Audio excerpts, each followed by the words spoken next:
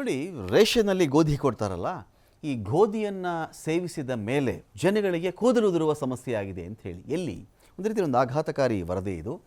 ಈ ಒಂದು ರೇಷನ್ನಲ್ಲಿ ಕೊಟ್ಟಂತಹ ಅಥವಾ ಪಡಿತರ ವ್ಯವಸ್ಥೆಯಲ್ಲಿ ಒಂದು ಅಕ್ಕಿ ಸಿಗುತ್ತಲ್ಲ, ಈ ಅಕ್ಕಿಯಿಂದ ಈ ಗೋಧಿ ಸಿಗುತ್ತಲ್ಲ, ಈ ಗೋಧಿಯಿಂದ ಜನಗಳಿಗೆ ಸಮಸ್ಯೆ ಆಗಿದೆ ಅಂತ.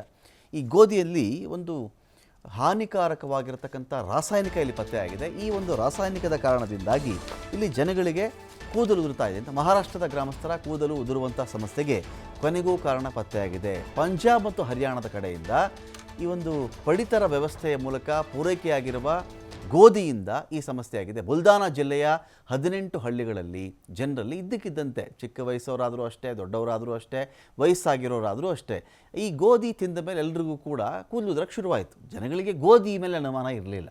ಗೋಧಿ ತಿಂದರೆ ಕೂದಲು ಉದುರುತ್ತಾ ಅಂತ ಜನಗಳಿಗೆ ಗೊತ್ತಿರಲಿಲ್ಲ. ತಲೆ ಕೈ ಹಾಕಿದ್ರೆ ಸಾಕು ಹಿಡಿ ಬಂತೆ ಕೂದಲು ಉದುರಕ್ಕೆ ಶುರುವಾಗ್ಬಿಡ್ತು.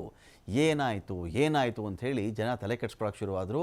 ಯುವಕರೆಲ್ಲ ಬೋಳು ತಲೆಯವರಾಗಕ್ಕೆ ಶುರುವಾಗ್ಬಿಟ್ರು. ಇನ್ನು ವೃದ್ಧರದಂತೂ ಕೇಳೋದೇ ಬೇಡ, ಬೋಳು ತಲೆಯವರಾಗ್ಬಿಟ್ರು. 18 ಹಳ್ಳಿಗಳಲ್ಲಿ, ಒಂದಲ್ಲ ಎರಡಲ್ಲ, 18 ಹಳ್ಳಿಗಳು. ಇವರೆಲ್ಲ ಏನು ತಿಂತಾಯಿದ್ರು? ಚಪಾತಿ ಅಥವಾ ಗೋಧಿಯ ಉತ್ಪನ್ನಗಳನ್ನು ಇವರು ಸೇವಿಸ್ತಾ ಇದ್ದರು.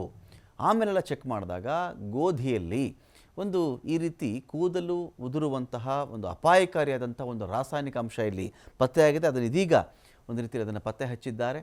ಕೊನೆಗೂ ಇಲ್ಲಿ ಒಂದು ಕಡೆ ಒಂದು ಕಾರಣ ಅಂತ ಅವ್ರಿಗೆ ಸಿಕ್ಕಿದೆ.